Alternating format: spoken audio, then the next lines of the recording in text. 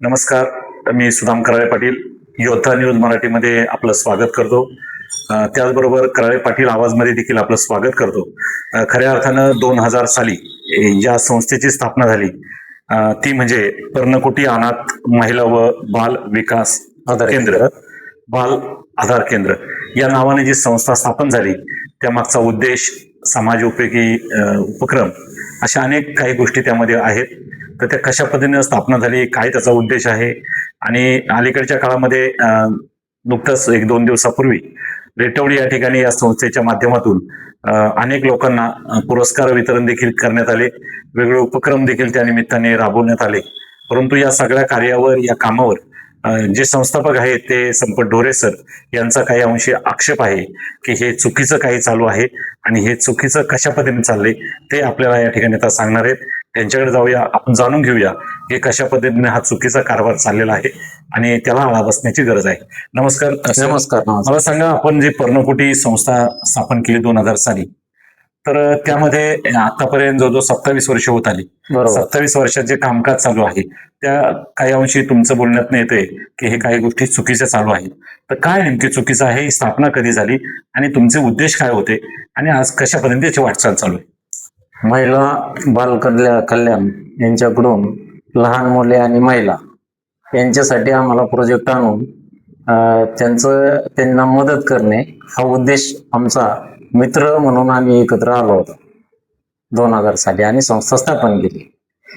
परंतु काही काळाने असं त्याच्यामध्ये झालेलं आहे की आम्हाला कोणत्याही बाबतीत विचारले गेलं नाही.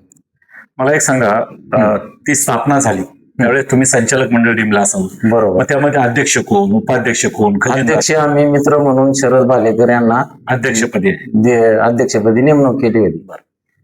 सूर्यकांत शिवणे यांची संकल्पना होती ही आणि श्याम दौंडकर आमचेच MLA झालेले जे लोक आम्ही एकत्र आलो होतो त्यावेळेस.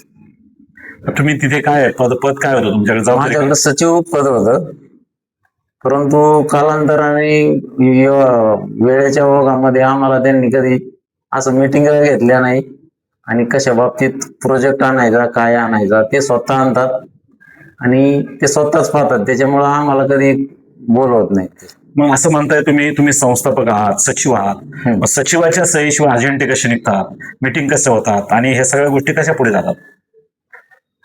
हे नंतर कळायला लागलं मला की फक्त तो एकटा काय करायचं हे आम्हाला कधी समजूनच दिलं नाही.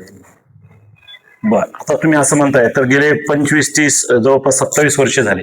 27 वर्षाच्या कार्यकालामध्ये जे प्रोजेक्ट राबले गेले त्यामध्ये तुमचा कुठल्याही प्रकारचा सहभाग नाही? कधीच नाही. आता हे जे चालू आहे हा जो काही कारभार, त्याचं ऑडिट, त्याचा संदर्भ किंवा कागदपत्र ते सगळं पूर्ण करत आहे. परस्पर त्यांनी तुम्हाला नाही विश्वास घेता? नाही, विश्वासात नाही, कधीच नाही.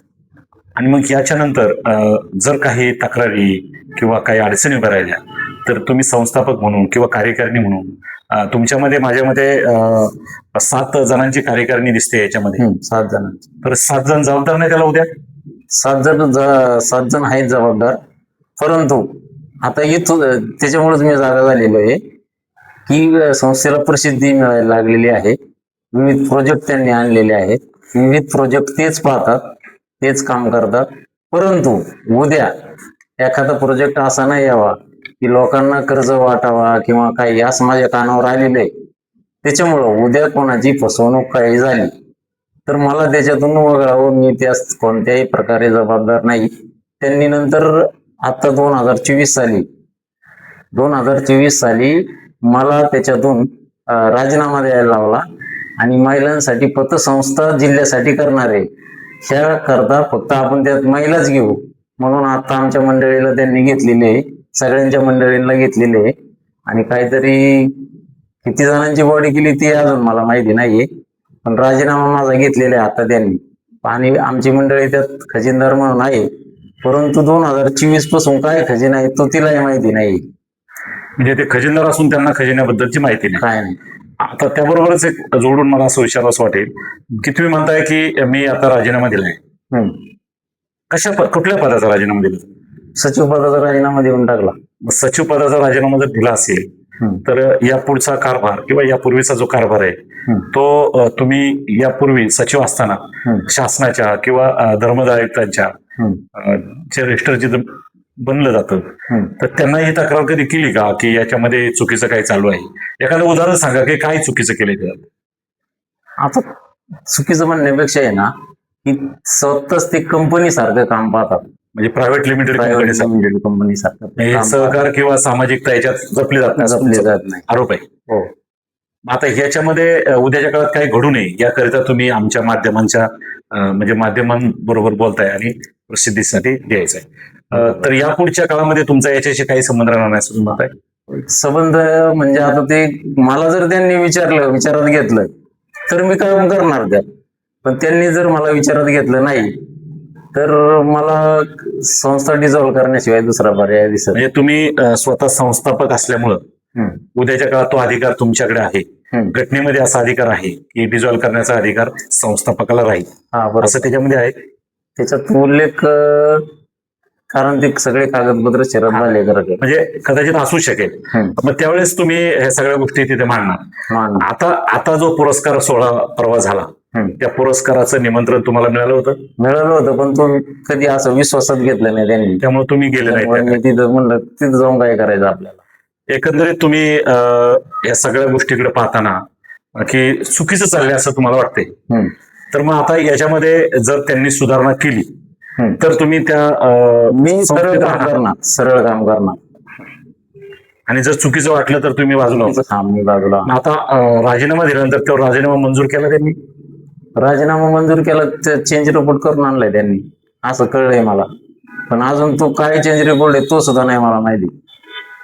जर चेंज रिपोर्ट त्यांनी केला असेल, राजीनामा जर तुम्ही दिला असेल, तो मंजूरही झाला असेल, तर मग सुरुवातीची जी घटना आहे त्याच्यामध्ये तुम्ही जी लिखापडी केली असेल किंवा जे घटनेमध्ये हा बरोबर, तर त्याच्यामध्ये स्थापनेला तुम्ही स्थापना केली तर मग आता तो तुम्हाला अधिकार राहणार का बोलायचा? तो तुम्ही आता आमची मंडळी आहेच ना तिथं, तुम्ही मिसेसद्वारे तुम्ही ते मांडू शकता आणि यापुढे जे चाललेलं कामकाज आहे ते सुरळीत व्हावं अशी तुमची इच्छा आहे. इच्छा आहे, एवढाच उद्देश आहे मला. खरं तर आपण ऐकलंय की ही जी पर्णकुटी संस्था आहे या संस्थेच्या माध्यमातून जो कारभार चाललाय तो पारदर्शक असावा. जर त्यामध्ये काही त्रुटी आढळल्या तर त्या दुरुस्त कराव्यात आणि जर तसं नसेल तर मी स्वतः त्यामधून राजीनामा दिलेला आहे असं त्यांचं म्हणणं आहे. त्यांच्या सौभाग्यवती देखील त्या ठिकाणी आता खजिनदार पदावर काम करतात. त्यांनाही त्यांनी विश्वासात घेतलेलं दिसत नाही. उद्याच्या काळात ह्या सगळ्या गोष्टीकडे बारकाईने लक्ष घालून या संस्थेचं कामकाज व्हावं आणि जर यामध्ये काही चुकीचं पाऊल उचललं गेलं तर यात संस्थापक म्हणून संपत ढोरे सर जबाबदार राहणार नाहीत अशी भावना त्यांनी या ठिकाणी व्यक्त केली. एकूणच शासन आपल्याला ज्या योजना राबवण्यासाठी मदत करत असतं त्यामध्ये महिला असेल, बालकल्याण असेल या माध्यमातून हे जे काम होतंय तर हे काम कुठंतरी पुढच्या काळामध्ये व्यवस्थित व्हावं याकरिता ह्या सगळ्या गोष्टी महत्वाच्या आहेत अशी भावना या ठिकाणी संपतराव ढोरे सरांनी केलेली आहे, भावना व्यक्त केलेली आहे.